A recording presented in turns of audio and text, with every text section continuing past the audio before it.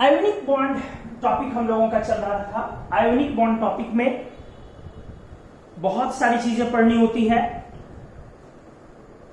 Thermal stability of ionic compound, covalent bond in ionic covalent character in ionic bond, ionic compounds, melting point of ionic compounds, ये सब polarising power, polarisability, polarisation के अंतर्गत हम लोग बहुत सारी चीजें डील करते हैं। आज का टॉपिक है किसी भी आयोनिक सॉल्ट, मेनली सॉल्ट को अगर हम हीट करते हैं तो डिकम्पोजिशन प्रोडक्ट क्या आता है, इस पर हम लोग बात कर रहे हैं।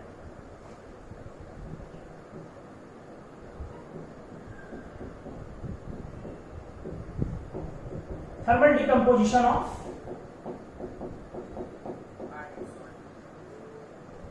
सॉल्ट्स एंड, हालांकि एसिड तो सॉल्ट नहीं है लेकिन इसको भी थोड़ा सा हम लोग लेना चाहेंगे।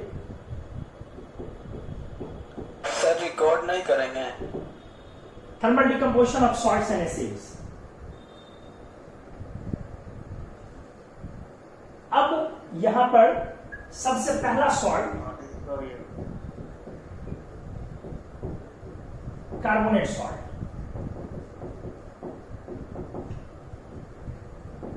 इसको हम लोगों ने डिस्कस किया था पिछले क्लास में, कार्बोनेट सॉल्ट का थर्मल डिकम्पोजिशन, ये डिस्कस हो चुका है, ये कंप्लीट हम लोग डिस्कस कर चुके हैं। फिर भी एक बार शॉर्ट रिव्यू हम लोग ले लें। किसी भी मेटल कार्बोनेट को डिकम्पोज करने के बाद मेटल ऑक्साइड्स आते हैं, सॉलिड और प्लस कार्बन डाइऑक्साइड। एक बार शॉर्ट रिव्यू ले रहे हो, हाँ, प्लस CO2। और अब ये मेटल ऑक्साइड्स स्टेबल होते हैं। हमने आपको ये बताया था कि मेटल ऑक्साइड्स काफी स्टेबल होते हैं। रेयरली कोई मेटल ऑक्साइड होता है जो अनस्टेबल होता है, तो हम लोग इस बात को भी लिखेंगे। Ag और Hg को छोड़ा यूजुअली, हाँ, Ag2 and Hg ना, usually metal oxides are very stable except Ag2 and HgO।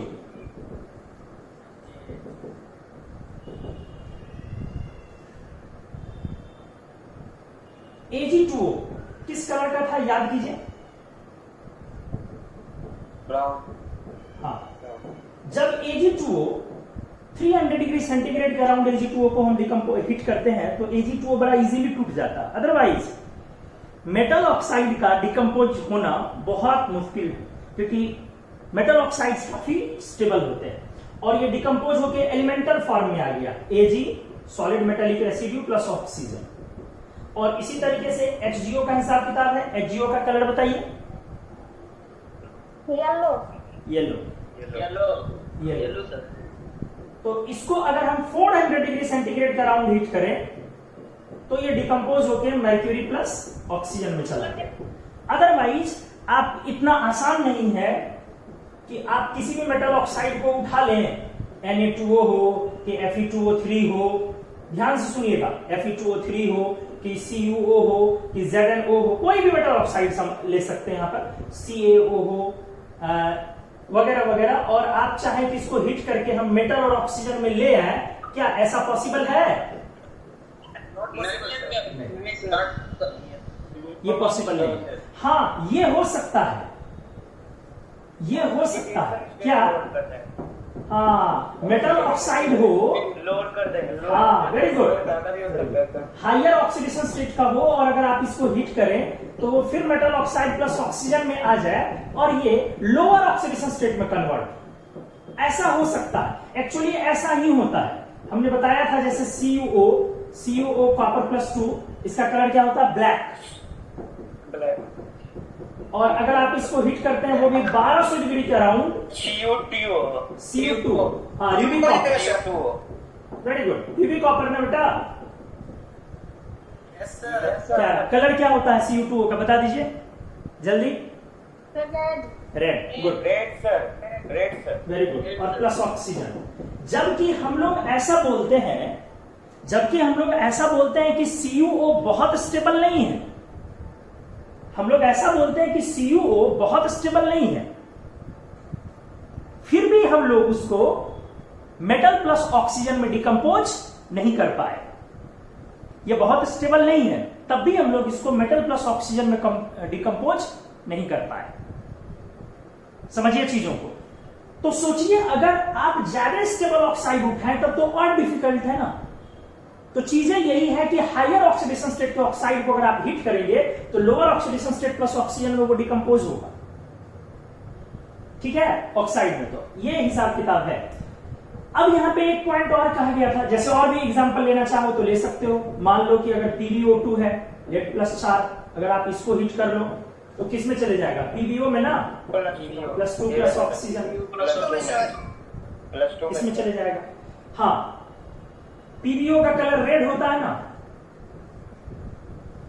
PbO का कलर रेड होता है। चलो डिस्कस इसको आगे करेंगे।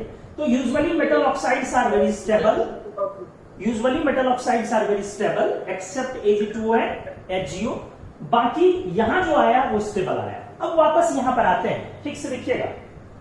इसको लिख के हम लोग ऐसे घेर दे रहे हैं क्योंकि बीच में कार्बोनेट को के डिकम्पोजिशन के दौरान एक नया पॉइंट निकला था, इसलिए हम लोगों ने इसको मार्क कर लिया और अंदर इसको निकाल के बाहर कर लिया गया। अब वापस हम लोग वहां आते हैं।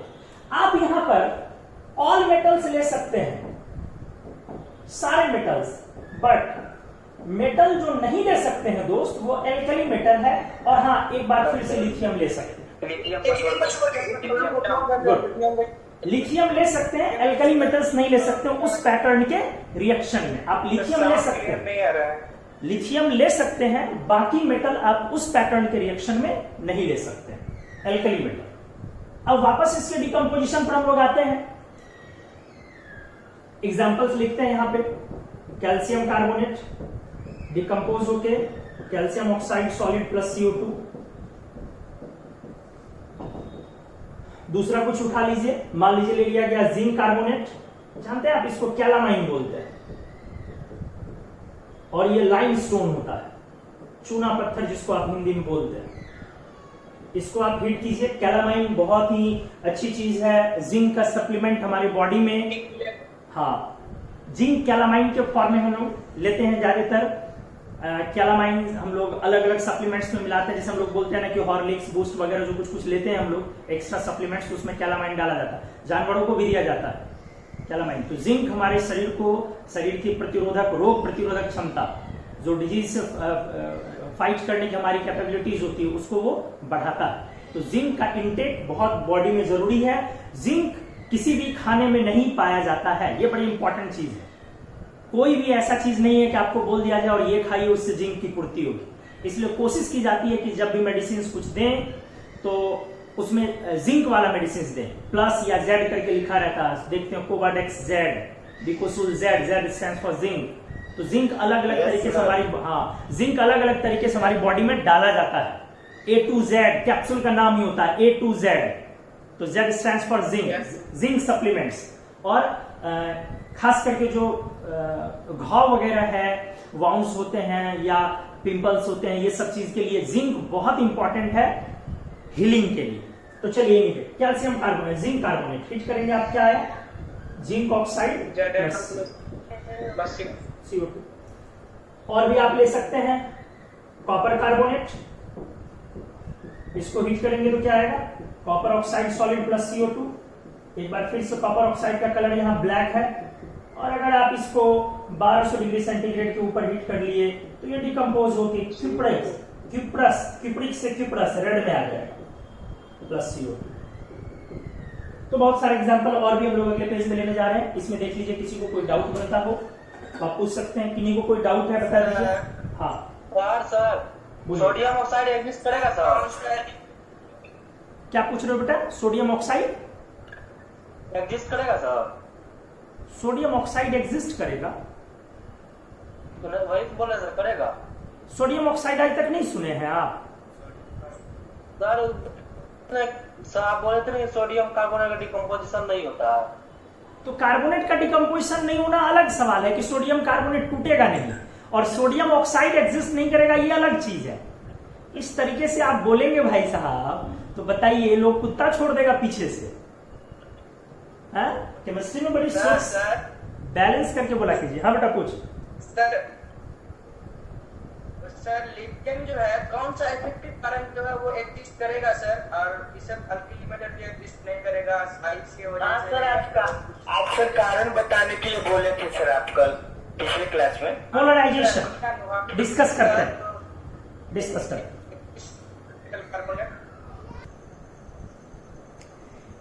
एग्जाम्पल उठाया जाए और भी आप ले सकते हैं। आयरन कार्बोनेट FeCO3, क्योंकि आयरन 2+ में है तो आपने डिकम्पोज किया तो आ गया FeO + CO2। अब FeO का कलर ब्लैक। आपको पता है ये बात कितनी बार बोलते हैं, 9-10 से केमिस्ट्री क्यों डिफिकल्ट होती है, क्योंकि 9-10 से सॉलिबिलिटी और कलर स्टार्ट हो जाता है और हम लोग सॉलिबिलिटी पर भी ध्यान नहीं देते कि कौन सॉल्युबल इनसॉल्युबल, और कलर पर भी ध्यान नहीं देते कि कौन सॉल्युबल इनसॉल्युबल।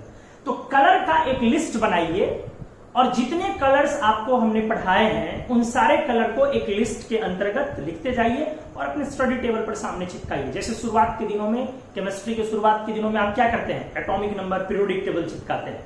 तो अब पीरियोडिक टेबल का कोई काम नहीं, अब आपको वो याद हो चुका होगा। तो आपको करना क्या है, कलर की लिस्टिंग, कंपाउंड्स के कलर की लिस्टिंग। जैसे अभी आज 2-3 कलर पे जिक्र हो गया, Ag2O brown, HgO yellow, CuO black, Cu2O red, FeO black. तो इस तरीके से कलर की लिस्टिंग करना स्टार्ट कीजिए। या बहुत कलर इससे पहले भी हमने पढ़ाया आपको स्ट्रक्चरल एनालिसिस के दौरान, KMNO4 purple, K2Cr27 orange, K2CrO4 chromate yellow, पढ़ा है ना। वैनिडेट VO4 ट्रिपल- पेल येलो, या फ्लोरीन गैस का कलर पेल येलो, क्लोरीन का कलर एप्पल ग्रीन, ब्रोमीन का कलर रेडिश ब्राउन, आयोडीन का कलर वायलेट। तो जो भी कलर आपको आ रहा है पढ़ाया है, NO2 का ब्राउन, NO का कलरलेस, O2 का कलरलेस, O2 लिक्विड का ब्लू, ओजोन का blue pale blue, ozone pale blue gas, और लिक्विड ओजोन डीप ब्लू। तो बहुत सारे कलर्स हो चुके हैं। तो क्या करना चाहिए इन सब का अब लिस्ट, क्योंकि इस आयोनिक बॉन्ड के पढ़ाई के दौरान, थर्मल डिकम्पोजिशन की पढ़ाई के दौरान अभी बहुत कलर आते चले जाएंगे। तो कलर आपको अलग अलग एक जगह मिलेगा नहीं कहीं पर। तो आपको करना क्या, ज्यादा अच्छा क्या होगा कि कलर की लिस्टिंग हम अभी से शुरू करें। कलर को एक जगह हम लिस्ट करके रखना स्टार्ट कर ले। आइए एनीवेज, इस पर ये आ गया। आयरन +2 में था इसीलिए +2 में यहां पे लाया गया है। PbCO3, PbO + CO2, good. PbO colour red ना। हालांकि एक पॉइंट था, याद कीजिए, PbO को अगर आप हीट करते हैं, ये सर लिथरेज में कन्वर्ट हो जाता है। ये लिथरेज स्ट्रक्चर में कन्वर्ट होता है रेड, और फिर वापस जब उसको हम ठंडा करें तब ये येलो हो जाता है ना। इसके क्रिस्टल स्ट्रक्चर को क्या बोलते थे दोस्त, मैजिकॉट ना। मैजिकॉट। गर्म करने के दौरान कलर का चेंज होना, ऐसा भी कभी कभी केमिस्ट्री में दिखता है कि कुछ कुछ कंपाउंड है जो गर्म करने के दौरान अपना कलर स्विच करते हैं। PbO, ZnO। एक्चुअली जब आप हिट करते हैं तो उसके क्रिस्टल में से कुछ आयन स्केप कर जाता है, उस समय मिस कर जाता है। ये लैटिस डिफेक्ट की वजह से होता है। इसको आप फिजिकल में सॉलिड स्टेट में पढ़ते हैं। तो कलर का रीजन पूछा जाता है हर जगह कि यहां पे क्यों कलर, यहां पे क्यों कलर, यहां पे क्यों कलर। तो अभी हमने क्या बोला कि PbO वैसे कंपाउंड जहां हिट करने की वजह से या रबिंग की वजह से, रगड़ने की वजह से भी कई बार कलर चेंज हो जाता है। रबिंग, जैसे HgO, क्या कलर पढ़ा है अभी आप लोगों ने, HgO का कलर येलो। HgO, हाँ येलो। HgO का कलर चेंज हो सकता है रबिंग पर, रगड़ने पर चेंज हो सकता है। HgO येलो से रेड हो सकता है। PbO गर्म ठंडा करने पर रेड टू येलो हो सकता है। तो ऐसे चीजों में कलर क्यों होता है, उन चीजों का रीजन है लैटिस में डिफेक्ट होना, गर्म करने पर आयन का मिस कर जाना, स्केप कर जाना, missing of ion, lattice defect. और भी ऐसे कंपाउंड्स कौन है, जैसे ZnO हमने बताया था। ZnO, तो ZnO का कलर रेड हो जाएगा, येलो।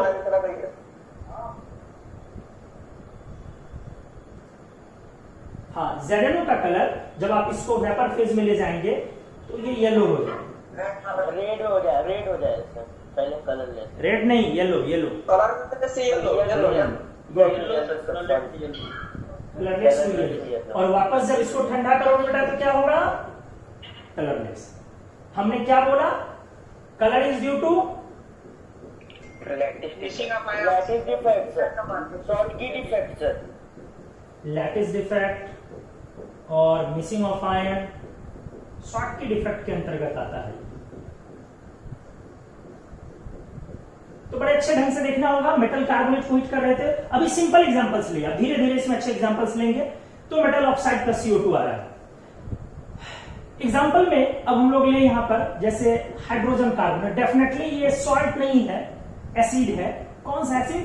Carbonic acid. लेकिन इसको डिकम्पोज करने पर ये भी ऑक्साइड की तरफ आता है, H2O hydrogen oxide plus CO2. CO2. Good. इसके बाद आते हैं Ag2CO3 को हिट कर लिया जाए, सिल्वर कार्बोनेट को। आ जाइए, Ag2O प्लस CO2 आएगा, Ag2O plus CO2, mic off कीजिए। और Ag2O प्लस CO2 जो आएगा, फिर Ag2O अनस्टेबल है, Ag plus O2, Ag plus O2 में टूट जाएगा सर. गुड। तो फाइनल प्रोडक्ट क्या आएगा? Ag plus plus CO2 plus O2. Plus O2। Good. आपको यही बोलना है, सिल्वर कार्बोनेट का डिकम्पोजिशन प्रोडक्ट यही बोलना ही है। अगर बेटा आप HgCO3 ले लें, sir Ag plus CO2 plus O2 है. Plus CO2 plus O2. Very good, बहुत बढ़िया। हाँ, तो इस तरह से ये कार्बोनेट के बहुत सारे। हमने ये भी बोला, क्या लगता है आपको thermal stability of metal carbonate किस चीज पर डिपेंड करेगा? पोलराइजेशन ना? Yes sir, Yes, sir. Polarization पर सर। गुड। इसीलिए लेफ्ट और डाउन जाने पर thermal stability of carbonate salt increases. बढ़ती है सर। नहीं, क्योंकि लेफ्ट और डाउन जाने पर क्या हो जाएगा? आपका फाई का वैल्यू कम, पोलराइजिंग पावर कम, साइज बड़ा होने के कारण। नहीं जी, चूंकि फाई डिक्रीज करेगा लेफ्ट और डाउन जाने पर, इसीलिए लेफ्ट और डाउन जाने पर कार्बोनेट थर्मल स्टेबिलिटी की बढ़ेगी। तो बढ़ते बढ़ते यही वजह है कि एल्कली मेटल का कार्बोनेट डिकम्पोज नहीं होता। किसी ने सवाल पूछा था, कोई पूछे थे ना कि सर एल्कली मेटल का क्यों नहीं टूटता है और लिथियम का क्यों टूटता है? तो लिथियम के कार्बोनेट के टूटने की वजह क्या है? उसका फाई ज्यादा है, पोलराइजिंग पावर ज्यादा है, उसके अंदर पोलराइजेशन की घटना ज्यादा है, इसीलिए वो लिथियम प्लस ऑक्सीजन को पोलराइज करके एक हिस्सा Li2O में तोड़ लेता है और बाकी हिस्सा कार्बोनेट बच जाता है। लेकिन वहीं पर अदर एल्कली मेटल जो आयंस के साथ जो कार्बोनेट आयन की स्टेबिलिटी है वो इसलिए है क्योंकि उनका साइज बड़ा होने के कारण उनका पोलराइजिंग पावर काफी कम है और वो डिकम्पोजिशन नहीं करवा पाते अगर हम हीट देते भी हैं तब भी। ठीक है, तो इस तरह से हम लोग मोस्ट स्टेबल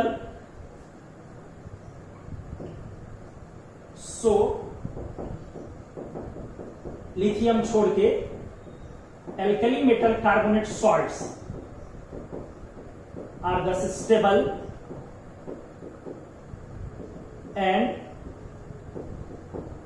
आप क्या बोलेंगे दोस्त? Stability is due to high polarisation की low polarisation? Low sir. Very good. Stability is due to low polarisation. ये भी हम पिछले क्लास में डिस्कस किए हुए थे, फिर भी एक बार आज मन था कि हम पीछे से चीजों को रिवाइज कर लें।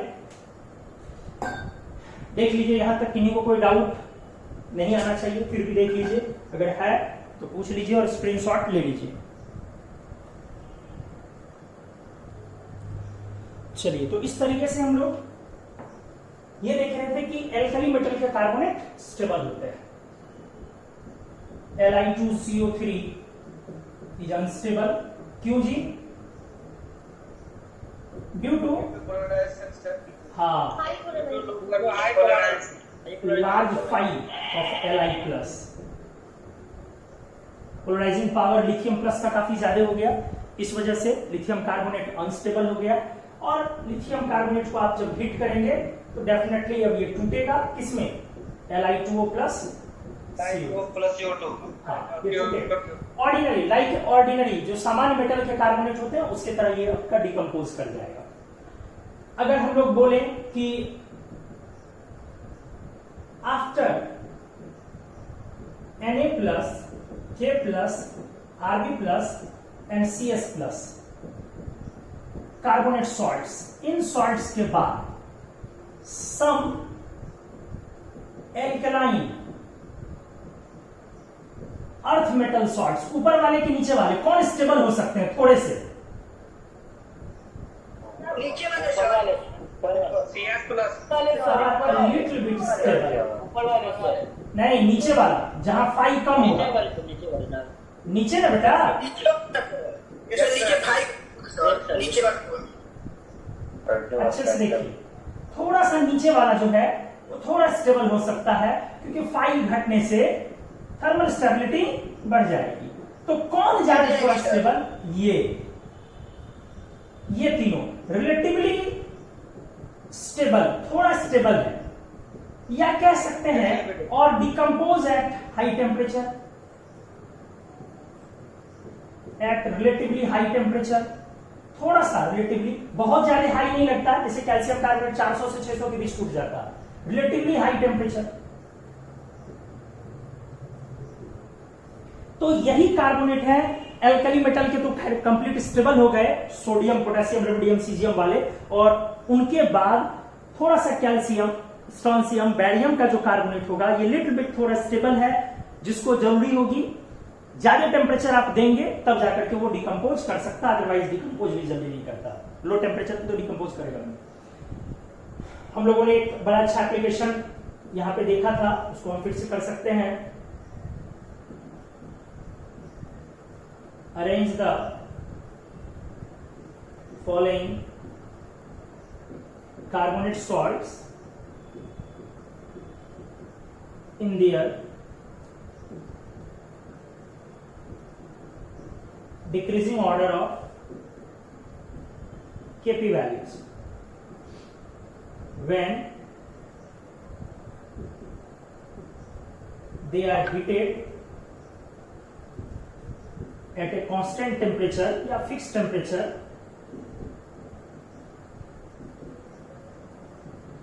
Enclose container. अलग अलग कंटेनर्स में, कंटेनर्स लिख रहे हैं, उनको हम हीट करते हैं। 4 कार्बोनेट हम लोग लिए थे, lithium carbonate, caesium carbonate, beryllium carbonate and barium carbonate. अपना सवाल था कि इन चारों कार्बोनेट को हम एक फिक्स टेम्परेचर पर अगर हम हीट करते हैं तो आपको बताना है कि किसका KP value, pressure equilibrium constant होता है केपी, किसका ज्यादा होगा किसका कम होगा, उसको अरेंज करना। तो इसके सॉल्यूशन में हम लोग क्या थे, आप मेटल कार्बोनेट सॉलिड है और इसको आप हीट कर रहे हैं तो मेटल ऑक्साइड भी सॉलिड आएगा, बस CO2 एक गैस है। तो केपी जो होगा वो डायरेक्टली प्रोपोर्शनल होगा किसके, partial pressure of gaseous product, हाँ, पार्शियल प्रेशर ऑफ CO2। अब पार्शियल प्रेशर CO2 का तब ज्यादा होगा जब CO2 का मोल फ्रैक्शन ज्यादा। अब CO2 का मोल फ्रैक्शन कब ज्यादा, जब CO2 का मोल्स ज्यादा। CO2 का मोल्स तब ज्यादा जो कार्बोनेट सॉल्ट को हीट कर रहे हैं, अगर वो स्टेबिलिटी में कम होगी, उसकी स्टेबिलिटी अगर कम होगी तो CO2 ज्यादा फॉर्म करेगा, ज्यादा फॉर्म करेगा तो उसका पार्शियल प्रेशर भी बनेगा। मतलब क्या हुआ, कंक्लूजन क्या है कि आप क्या बोलेंगे यहां पर, ये इनवर्सली प्रोपोर्शनल हुआ thermal stability of carbonate salt, stability के साथ। गुड। तो अब आप इन चारों कार्बोनेट का थर्मल स्टेबिलिटी देखिए ना, thermal stability inversely proportional polarizing power, इसीलिए चारों में थर्मल स्टेबिलिटी में सबसे ज्यादा सीजियम कार्बोनेट कार्बोनेट हो जाएगा sir, then after barium carbonate, फिर उसके बाद कौन आएगा बोलो, लिथियम आएगा सर, लिथियम आएगा, और फिर बेरिलियम, फिर आएगा कार्बोनेट। इसीलिए केपी वैल्यू जब लगाएंगे तो आप सबसे ज्यादा केपी किसका होगा, बेरिलियम कार्बोनेट, हो जाएगा, फिर बैरियम कार्बोनेट और सबसे कम सीजियम कार्बोनेट। तो decreasing order of KP values में सज गया ये। कार्बोनेट सॉल्ट के डिकम्पोजिशन पर हम लोग चर्चा कर रहे हैं। कार्बोनेट सॉल्ट अलग अलग ब्लॉक से लिए, पी ब्लॉक, डी ब्लॉक, सारे ब्लॉक से लिए गए कार्बोनेट सॉल्ट्स, और आप लोगों को यह समझाया गया कि कि कार्बोनेट की डिकम्पोजिशन, कार्बोनेट की थर्मल स्टेबिलिटी किन किन चीजों पर डिपेंड करेगी, कौन सा कार्बोनेट टूटेगा या नहीं टूटेगा। आइए एल्कली मेटल पर ध्यान से, अगर सोडियम कार्बोनेट ले, हमने क्या बोला, ये उस पैटर्न में नहीं है। किसमें? मेटल कार्बोनेट को जब हीट करते थे तो मेटल ऑक्साइड प्लस CO2 ले, लेकिन सोडियम एल्कली मेटल को छोड़ के। तो एल्कली मेटल को क्यों छोड़ा गया? एक्चुअली लो पोलराइजेशन की वजह से वो कार्बोनेट स्टेबल है, आप कितना भी temperature they will melt but they will not decompose any how. You can not decompose them, किसी भी कीमत पर नहीं। बहुत ज्यादा टेम्परेचर देंगे वो मेल्ट कर सकते हैं, लेकिन वो डिकम्पोज नहीं कर सकते। तो क्या बोलेंगे आप इसका? No thermal decomposition. इनका भी वही हाल होगा, पोटेशियम कार्बोनेट का भी वही हाल होगा, रबिडियम कार्बोनेट का भी वही हाल होगा, और सीजियम कार्बोनेट। एक्चुअली ये पीरियोडिक टेबल में यही ना 4 कार्बोनेट होगा जो डिकम्पोज नहीं करेगा जी। यही 4 कार्बोनेट होगा पीटी में जो डिकम्पोज नहीं करेगा। आप समझ पा रहे हैं चीजों को? Yes sir, yes sir. बाकी दोस्त सारे कार्बोनेट डिकम्पोज होंगे, हाई पर हो, लो पर हो, इजीली हो, डिफिकल्टी से हो, लेकिन सारे कार्बोनेट डिकम्पोज होंगे एक्सेप्ट देम। आप इनको डिकम्पोज नहीं कर सकते हैं। इसके बाद बाकी सारे कार्बोनेट्स का डिकम्पोजिशन हम लोग का हो गया। कार्बोनेट में कोई और सवाल है किन्हीं के मन में तो पूछ लीजिए, कुछ भी डाउट हो थोड़ा भी। हम अगले पेज पर आते हैं, हटते हैं यहां से, आप स्क्रीनशॉट वीडियो क्लियर नहीं। कार्बोनेट सॉल्ट के डिकम्पोजिशन के बाद एक बेहद अहम सॉल्ट जो बराबर एग्जाम में कंपटीशन में आता है वो है नाइट्रेट। बहुत सारे सॉल्ट्स हैं लेकिन अभी नाइट्रेट पर आते हैं। अब नाइट्रेट के डिकम्पोजिशन पर बात करें।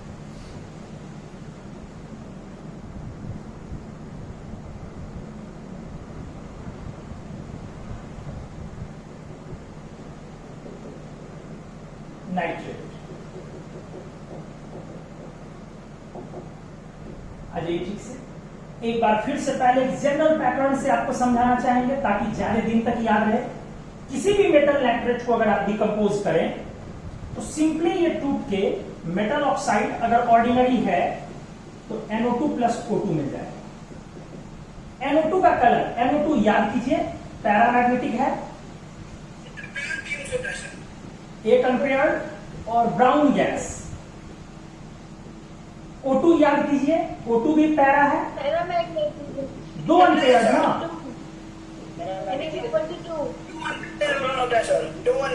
लेकिन कलरलेस गैस।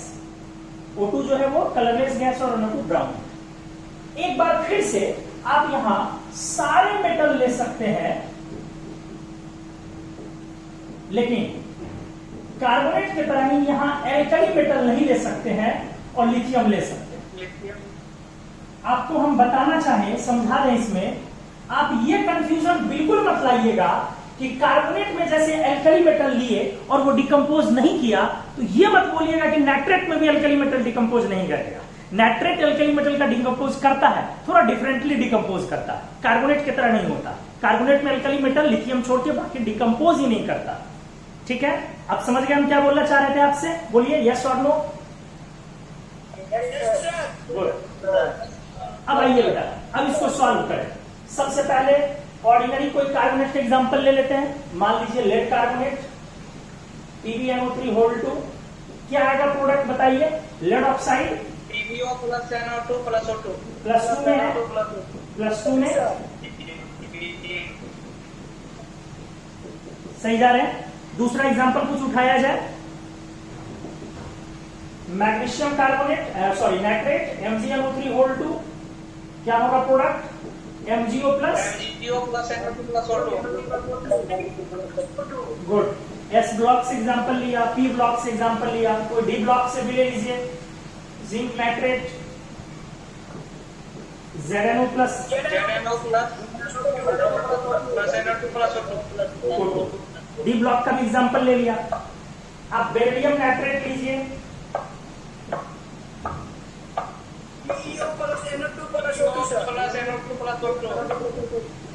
आप एक बार जानते हैं इसमें बीच में ऐसे ही बस नॉलेज के लिए बता देंगे, टेम्परेचर जब 500 रहे तब ऐसा होता है, लेकिन जब धीरे धीरे गर्म करेंगे तो 125 डिग्री सेंटीग्रेड पर एक इंटरमीडिएट प्रोडक्ट आता है BE4NO3 होल 6।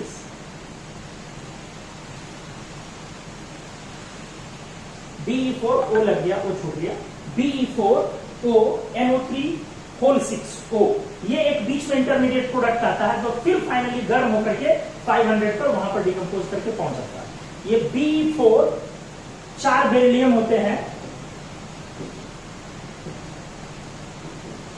और 6 नाइट्रेट, एक नाइट्रेट कोऑर्डिनेट कर रहा है यहां,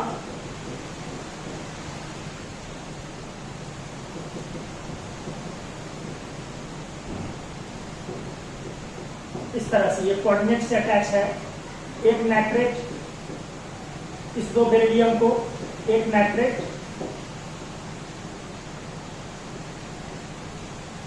यहां पर ये है BE4NO3 होल 6 और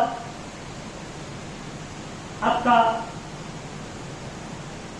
ऑक्सीजन जो है वो ऐसे जुटा हुआ है।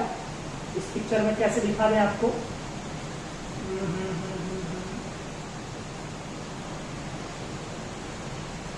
ऐसे दिखा दे रहे हैं।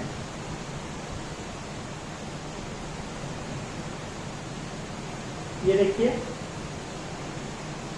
ऐसे, और एक ऑक्सीजन इसको कोऑर्डिनेट कर दिया और एक लोन पेयर इसको कोऑर्डिनेट कर दिया, इस तरीके से।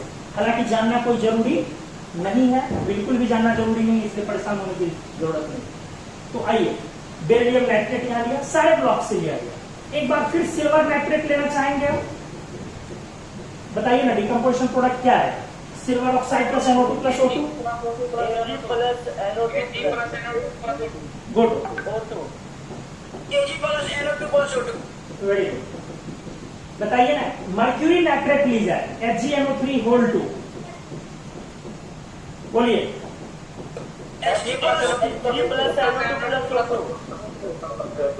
गुड, चलिए ना ये भी ले लेते हैं, कौन सा? हाइड्रोजन नाइट्रेट, जिसको आप नाइट्रिक एसिड बोलते हैं, बोला जाए। नाइट्रिक एसिड अगर ले लिया जाए क्या आ जाएगा?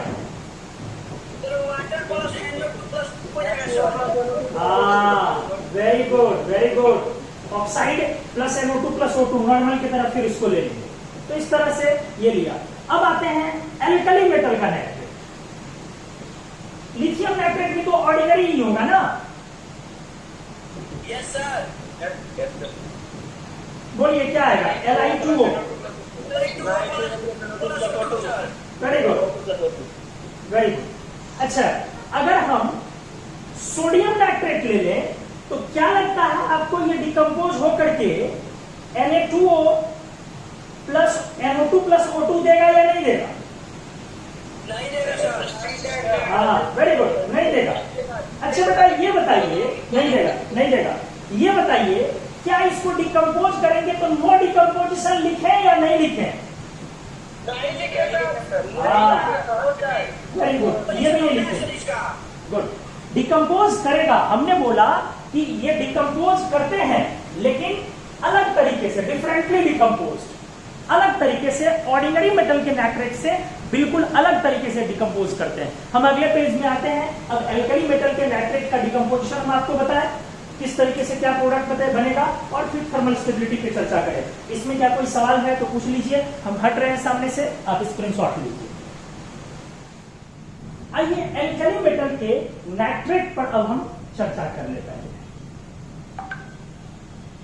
थोड़ी चर्चा एल्कली मेटल के नाइट्रेट पर होनी चाहिए।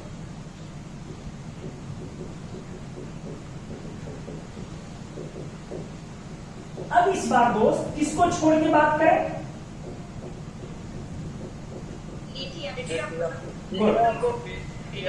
ध्यान से, ये जो एल्कली मेटल के नाइट्रेट है, जब आप इनको हिट करेंगे तो ये मेटल के नाइट्राइट में टूटेंगे। ध्यान दीजिएगा, this is nitrate where nitrogen is in +5 oxidation state and this is nitrite where nitrogen is in +3 oxidation state.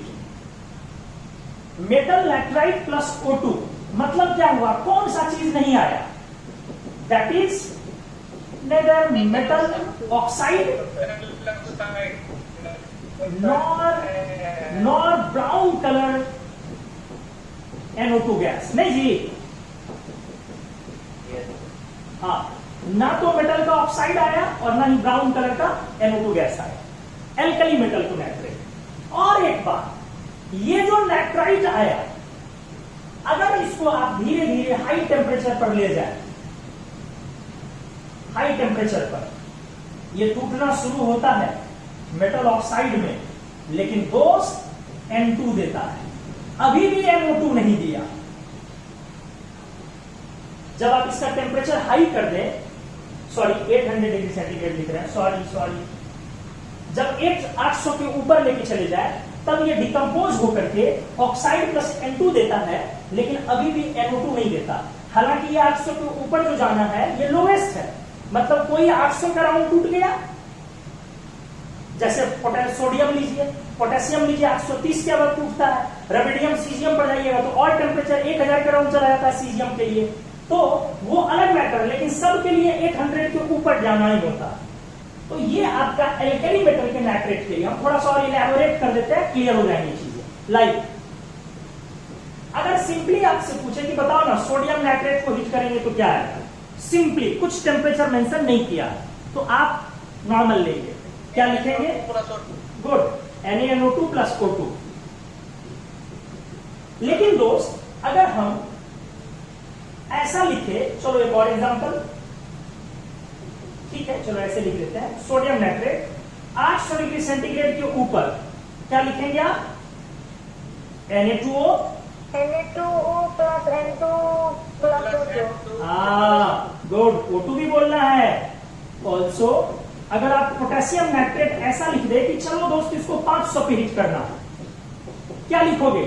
KNO2 plus O2 ना, KNO2 प्लस O2। और लिख दे टेम्परेचर 830 के ऊपर, 830 डिग्री सेंटीग्रेड इसका मेल्टिंग पॉइंट होता है, क्या लिखोगे?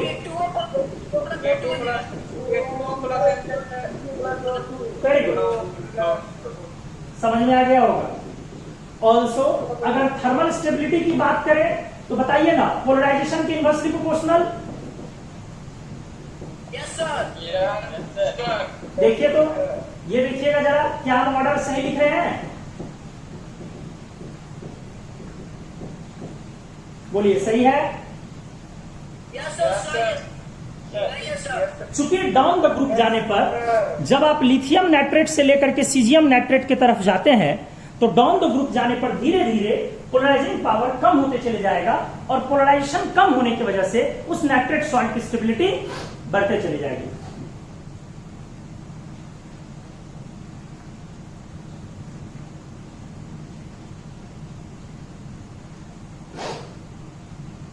आइए, तो नाइट्रेट सॉल्ट के डिकम्पोजिशन में थे हम लोग, बहुत अच्छे से देखे। अगर एग्जांपल में थर्मल स्टेबिलिटी में पूछ दी जाए, बेरिलियम नाइट्रेट से बताइए ना, बैरियम नाइट्रेट किधर थर्मल स्टेबिलिटी आएगी? नीचे सर, नीचे बोला जाएगा क्यों? पोलराइजेशन की वजह से सर, गुड। अगर बोला जाए सोडियम नाइट्रेट, लेड नाइट्रेट और कैल्शियम नाइट्रेट में स्टेबिलिटी का ऑर्डर डिसाइड करने, बोला जाए सबसे ज्यादा, सोडियम नाइट्रेट, उसके बाद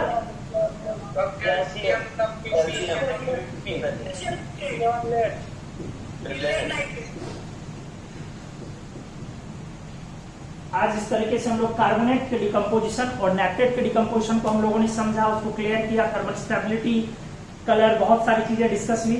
नेक्स्ट क्लास में हम लोग ऑक्सलेट लेके आएंगे, सल्फेट लेके आएंगे, ऑक्साइड्स, पेरोक्साइड्स, सुपर ऑक्साइड्स लेके आएंगे, एजाइड्स लेके आएंगे, और भी बहुत सारे तरह के सॉल्ट्स होंगे, उसको डिस्कस करेंगे। क्या यहाँ तक किन्हीं को सवाल है? स्क्रीनशॉट आप ले लीजिए, हम हट रहे हैं। अगले क्लास में हम लोग फिर मिलते हैं बाकी सॉल्ट्स की थर्मल स्टेबिलिटी और डिकम्पोजिशन के साथ। Thank you.